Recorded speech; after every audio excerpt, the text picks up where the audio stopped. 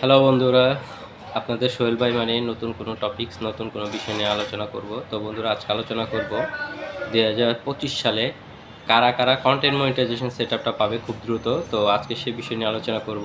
তো দেখুন আপনি কি এই ভুলগুলো করছেন কি না। তো এই ভুলগুলো যদি করেন, আজই ভিডিওটা দেখার পর থেকে এই ভুলগুলো আর করবেন না। তো আসুন মূল আলোচনায় আসা যাক। তো কারা কারা কন্টেন্ট মনিটাইজেশন সেটআপ পাবে না, তো তার মধ্যে এক নম্বরে হচ্ছে, অনেকে দেখা যাচ্ছে যে নিজের ভয়েস ছাড়া অন্য একজনের ভিডিও শেয়ার করে নিজের প্রোফাইলে শেয়ার করে দিচ্ছে।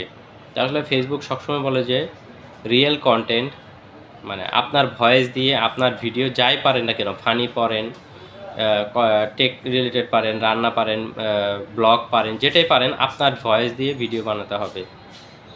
তো আসলে দেখা যায় যখন আপনি আপনার ভয়েস দিয়ে ভিডিও বানাবেন না, এটা কিন্তু আসলে আনঅরিজিনাল হয়ে যায়। তো দেখা যায় অনেক সময় মিউজিক ব্যবহার করছেন, তো আসলে এই মিউজিক ব্যবহার করা, অন্যের ভয়েস ব্যবহার করা বা অন্যের ভিডিও শেয়ার করে দেওয়া নিজের প্রোফাইলে, তো এই যে কাজটা আছে এই কাজটা যদি আপনারা কেউ করেন, তো এক নম্বরে ওনারা এই কন্টেন্ট মনিটাইজেশন সেটআপটা পাবেন না। তো 2 নম্বরে কারা আছেন, তো 2 নম্বরে হচ্ছে অনেকে আছেন, দেখা যাচ্ছে যে আমি ফলো দিয়েছি অনেক বড় বড় আইডি বা অনেককে ফলো দিয়েছি কিন্তু তারা আমাকে ফলো দেয় নাই। তো আমি যখন একটা সময় বুঝি যে কিরে, আমি ওনার ভিডিও দেখছি, উনি কখনো আমার ভিডিও দেখে না বা ফলো দিয়েছি।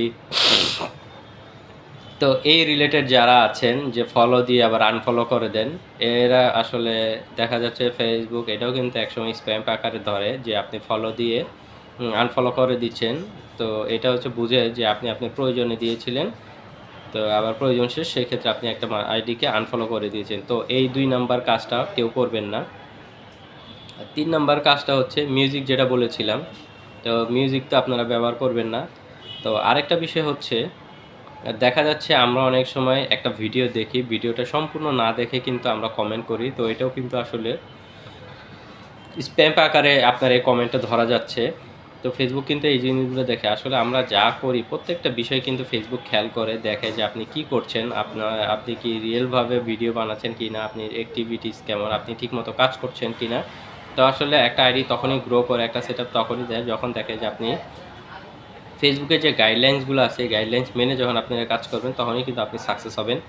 আসলে ফেসবুকে সাকসেস হওয়া যেমন সহজ, ঠিক তেমনই আপনি যদি নিয়ম মেনে না কাজ করেন, দেখা যায় সাকসেস হওয়াটা কিন্তু কঠিন। তো বন্ধুরা, আমি বলবো যে আপনারা ফেসবুকের নিয়ম মেনে, গাইডলাইন্স মেনে কাজ করেন। ফেসবুক যে বিষয়গুলো করতে নিষেধ করেছেন সেগুলো করবেন না। সবসময় চেষ্টা করবেন যে আপনার ফেসবুকের যে নিয়মকানুন আছে এইভাবে কাজ করেন, ইনশাল্লাহ আপনি আজ না হয় কাল অবশ্যই সাকসেস হবেন। তো আসলে রাতারাতিতে কেউ সাকসেস হয় না, সময় লাগে। আসলে একটা আইডি গ্রো করতে সময় লাগে। তো যখন আপনি গ্রো হয়ে যাবেন তখন আর কোনো সমস্যা নেই। তো বন্ধুরা, 2025 সালে এই মানে যে নতুন যে আপডেটটা আছে, এটা যদি ভালো লেগে থাকে অবশ্যই সুন্দর একটা লাইক কমেন্ট করে পাশে থাকবেন এবং শেয়ার করে দেবেন ভিডিওটা। ধন্যবাদ সবাইকে।